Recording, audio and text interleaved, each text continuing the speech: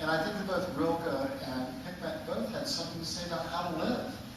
And that's why I was interested in poetry. It wasn't about getting a poem published. I needed to find a way to live.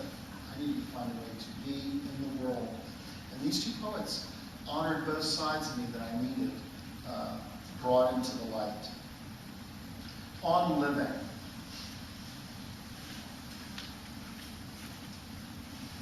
Living is no laughing matter. You must live with great seriousness, like a squirrel.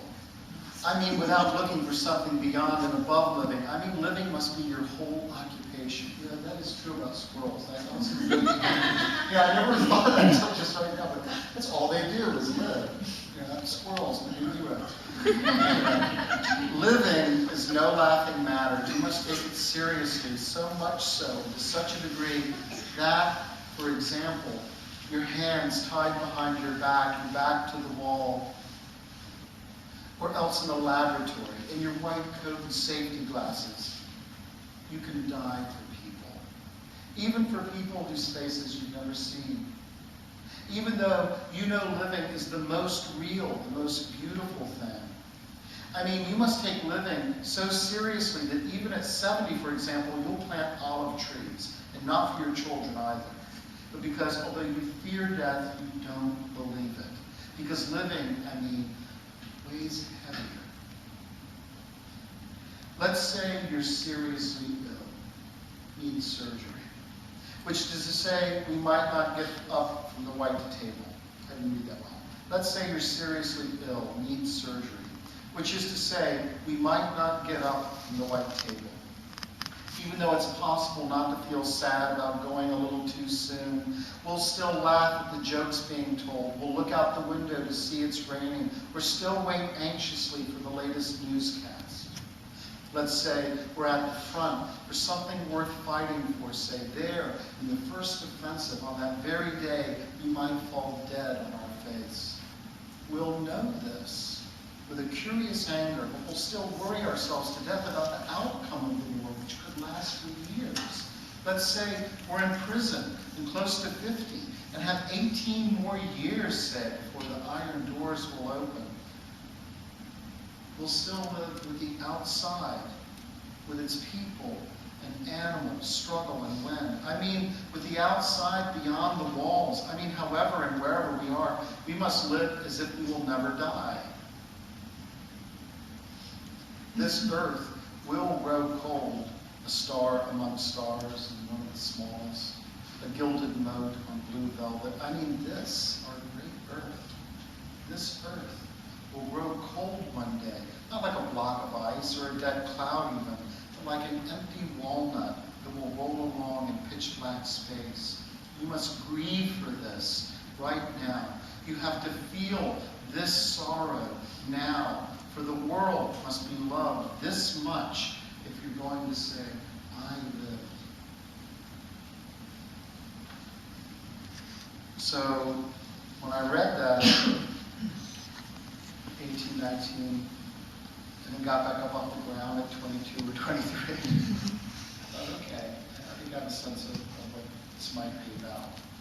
And there was one other group that I'm going to mention to you that was really important to me also, and that was ancient Chinese and Japanese poets. And again, how did I discover these things? I just read a whole lot. There were lots of books between Hikmet and Rilke, between Hikmet and Han Shan, these translations by Kenneth Blackstock and Arthur Wade. Lots and lots of books, but then you get to this one and you just go, yeah, okay, this is talking to a whole different part of me that was waiting for that conversation, waiting to have that, as Raquel says, that commerce between us. So they were really important because there was such an intimacy to their voice, and if anything, they're the ones that really gave me permission to write the kind of poem that I think I've been writing always, because I don't write like Rilke, I don't write like Hikmet. I write like Japanese courtesans from the 10th century. Go figure. But there was something about their voices that was so intimate, so real, and always a marvel of that because they come across time, across language, and again, the women poets really across gender and cultures I can't even really pretend that I can imagine. And yet, poetry, that's what poetry is. You make it so well, and it will outlast us all, which is just so great. That's not immortality, that's just cool. That's just great. And we're still having that conversation. They're talking about us, and I believe in that conversation. My favorite thing about poetry is that I can sit really late at night all by myself when everyone else is asleep and read. It's just great. I thank God for that. The book that I didn't read was the Bible. That's become really probably the most important book to me. But the one book of the Bible that I did know, and you can tell from the way I'm talking about myself, was of course Ecclesiastes. And in Ecclesiastes, the first lines are meaningless. Meaningless, says the teacher, utterly meaningless. Everything is meaningless. To which I said, that's right. You're absolutely right. Thank you, teacher. I already knew that. If you read the whole book, I mean, it has the same conclusion. It gets to the very end and goes, meaningless, meaningless, all is meaningless. But if you read it through very carefully, you know, reading's an interesting thing. So we go back and we read and we reread and we reread again. And there's next lines that start the book. What does man gain? What does man gain from all his labor in which he toils under the sun? It's everything that's meaningless under the sun. It's down here. It's when we only have that perspective, that me, just me alone perspective. But when you think of it with a kind of larger perspective, when you get that giant negative capability, Ecclesiastes is the book that has to everything. There's a season, a time to toil, and a time to rest, a time to make peace, a time to make war.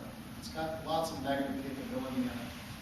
But Ecclesiastes, I think, was really important to me also, just because it showed me that it's not about just finding meaning, but it's finding meaning in the meaninglessness. And I think there's something about writing.